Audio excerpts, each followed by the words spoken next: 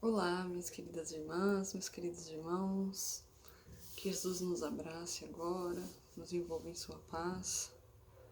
Meu nome é Helena e hoje eu vim fazer reflexão do Evangelho segundo o Espiritismo, do item Fé e a Caridade. E é interessante a gente notar que esse tema não está no capítulo Fora da Caridade não há salvação. Esse tema, ele está no capítulo Amor ao próximo, amar ao próximo como a ti mesmo. Por que será, né? Vamos refletir sobre isso agora. E durante essa nossa reflexão, eu queria deixar que a gente sempre tivesse em mente essa pergunta que a gente vai responder ao final. A pergunta é feita por Lamennais no item 15 desse capítulo que a gente vai comentar agora. E a pergunta é a seguinte: devemos nos arriscar para salvar um malfeitor? É uma pergunta para ficar conosco e nós vamos responder daqui a pouco. Então vamos sobre a fé e a caridade. Logo no começo desse item lá no Evangelho segundo o Espiritismo, nós temos um espírito protetor que vem nos explicar sobre a fé e a caridade.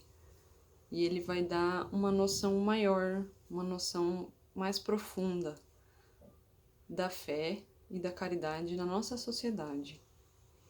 Ele fala assim que a nossa ordem social somente será capaz de nos tornar felizes se tivermos a caridade com a fé. Então ele fala sobre a nossa ordem social capaz de nos tornar felizes.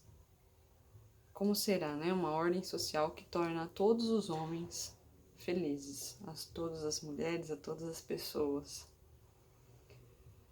Ele fala assim: a caridade, no seu sentido mais profundo, é aquela que só com a total negação do ser, com o constante sacrifício de todo o interesse egoístico, só essa caridade pode ser inspirada pela fé. A caridade profunda, a caridade que nós ainda não conseguimos alcançar, mas que nós já sabemos qual é, que nós já temos essa noção, é a total negação de si, constante sacrifício de todo o interesse egoístico. O que será, né? Todo interesse egoístico é praticamente todo o nosso interesse hoje como seres humanos. Todo esse nosso interesse ainda está envolvido em um profundo egoísmo. E tudo isso nós precisamos ainda sacrificar, deixar de lado, abnegar de nós mesmos para agir com a real caridade. Aí eu fui um pouquinho mais além e assistindo uma das palestras do Arthur Valadares, ele fala assim: a caridade é refletir em nós mesmos a virtude do Criador. A caridade é aquela que embala os nossos gestos, que dá valor a todos os nossos gestos. É aquela virtude que doa sem perguntar a quem. Será que a gente já está respondendo aquela pergunta de Lamennais no começo? Devemos nos arriscar para salvar um malfeitor? Estamos vendo aqui que a caridade é aquela virtude que doa sem perguntar a quem.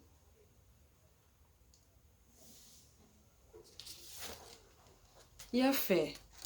Vamos refletir sobre a fé e a caridade, né? Juntar esses dois temas tão profundos. Mas o que é a fé, então? O que os espíritos falam para nós que é a fé? Todos nós temos aquele sentimento de confiança, do ser maior, da existência divina, mas a fé Como que a gente pode traduzir ela em palavras de modo que ela entre na caridade, que ela entre na nossa vida, que nós tenhamos essa certeza? A fé, qual é a fé, né? Outra pergunta, qual é a fé que é capaz de manter na nossa sociedade e de nos tornar felizes? Aquela pergunta, aquela frase na realidade que foi dita antes. A fé com a caridade que transforma a nossa ordem social, que é capaz de fazer com que essa ordem social faça todos os seres felizes. Então, qual é essa fé? Lá no livro Consolador, Emmanuel nos responde sobre o que é ter fé. E ele diz assim: ter fé é guardar no coração a luminosa certeza que ultrapassou o âmbito da crença religiosa, fazendo o coração repousar numa energia constante de realização divina da personalidade. É afirmar eu sei, com todos os valores da razão, tocados pela luz do sentimento. Olha que bonito. Ele nos diz repousar o coração numa energia constante de realização divina da personalidade. A realização da nossa personalidade em Deus. E novamente nós voltamos ao conceito também de caridade, que é aquela que faz refletir em nós mesmos a virtude do Criador. Então elas andam juntas, a fé e a caridade. E procurando outras histórias também, encontrei no capítulo 28 do livro Boa Nova, capítulo chama O Bom Ladrão. E esse livro Boa Nova, ele conta algumas histórias do mestre com os discípulos. E naquela época, eles estavam alguns dias antes da prisão de Jesus.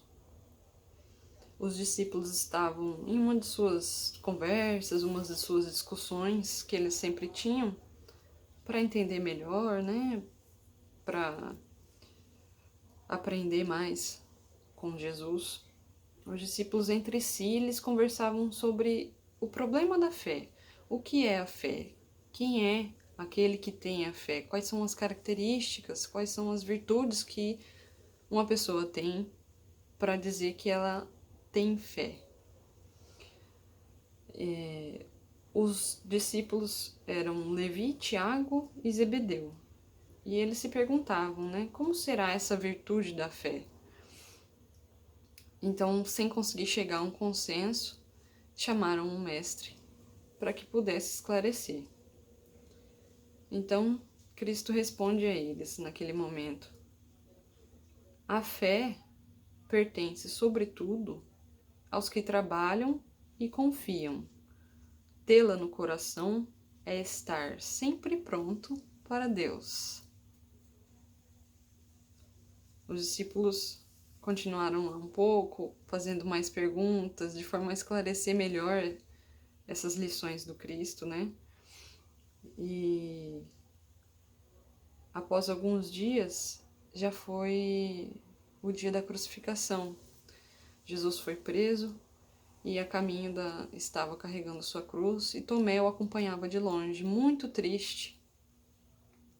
Ele não se conformava que o mestre estava naquela situação, depois de ter feito bem a tanta gente, depois de ter praticado tanta caridade, ser um homem de fé. Ele não se conformava que aquilo estava acontecendo com Jesus. Então ele acompanhava de longe e observava o mestre. Em dado momento, já na cruz, ao lado de 2 ladrões, estava Jesus. Então Tomé percebeu que o Cristo olhava com muita ternura,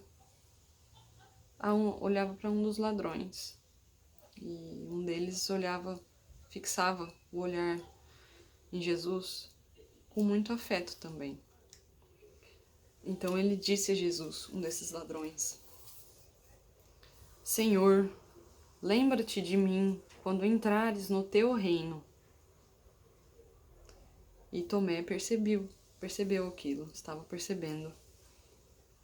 Então Tomé reparou que Jesus olhava com muito carinho e aos ouvidos de Tomé chegava a voz do Cristo, dizendo: Vês, Tomé, quando todos os homens da lei não me compreenderam e quando meus próprios discípulos me abandonaram, eis que encontro a confiança leal no peito de um ladrão.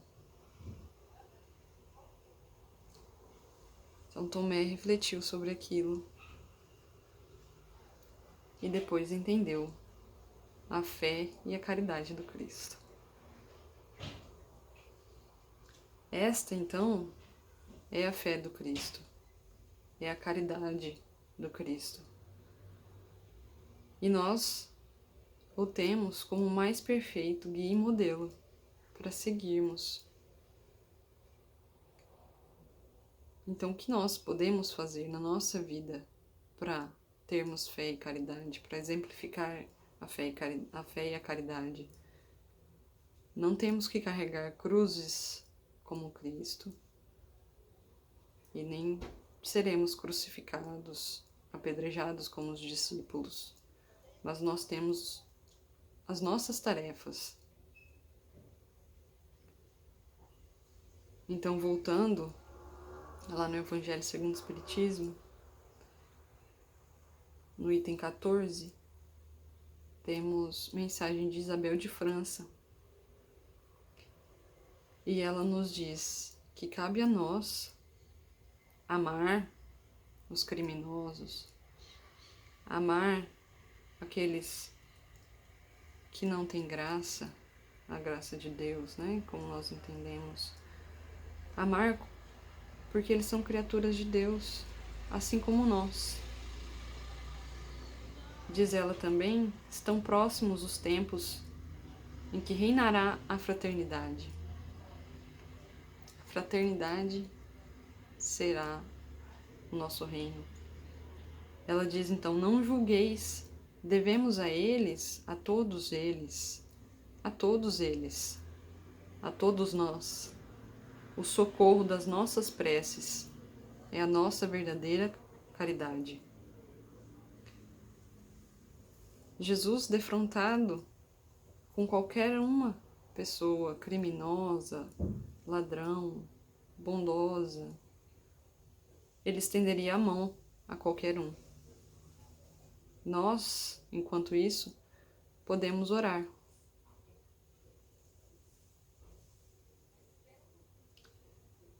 E eu trago aqui uma história para a gente refletir antes de terminarmos, antes de voltarmos à pergunta lá do começo que fizemos, se nós devemos salvar a um ladrão ou um malfeitor.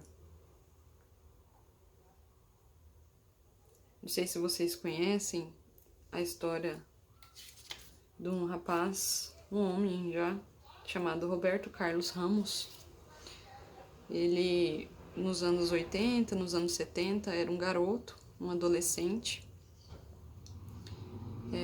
internado em uma daquelas instituições reformatórias infantis, na época chamada FEBEM, hoje não temos mais nesses moldes.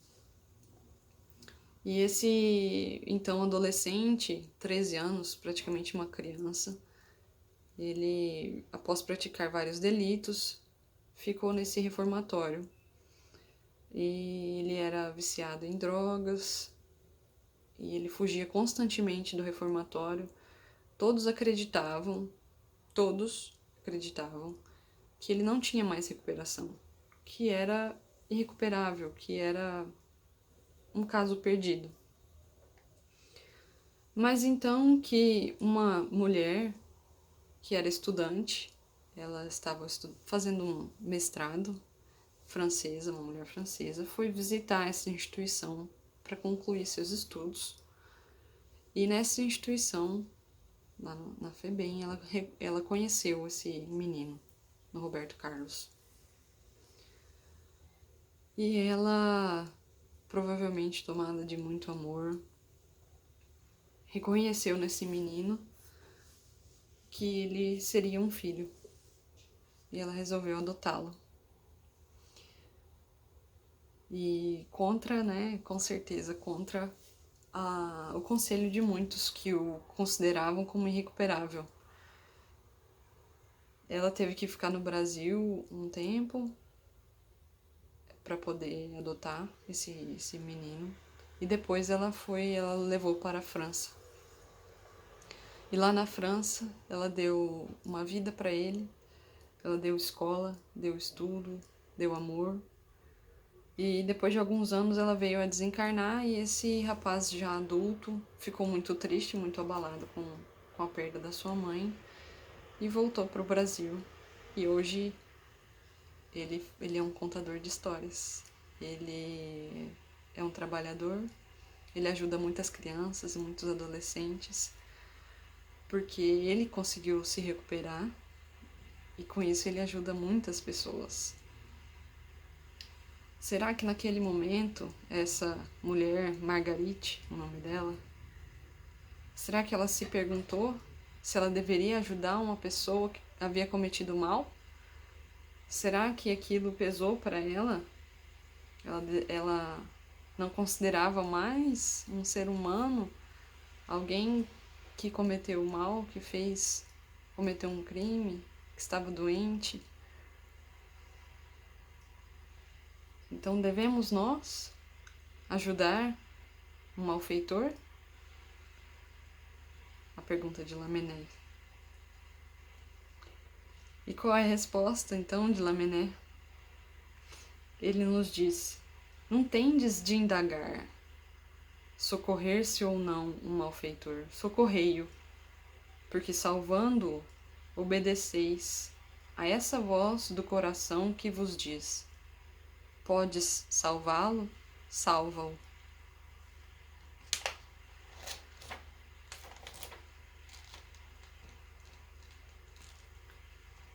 Então, com essa história, com essa reflexão,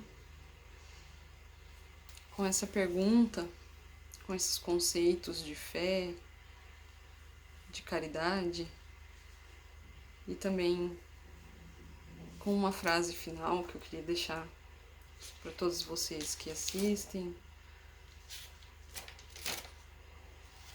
para todos nós que não podemos estar fisicamente no nosso centro espírita, mas estamos em pensamento, em oração sempre. Fica essa frase que é atribuída a Khalil Gibran: a fé é um salto no escuro para os braços de Deus. Quem não salta não é abraçado, só fica no escuro. Muito obrigada por esta oportunidade de trazer uma reflexão, de aprender, que possamos nós saltar para os braços de Deus, que possamos nós combater constantemente o nosso egoísmo, abraçar com caridade e seguir nos caminhos do Cristo. Que assim seja.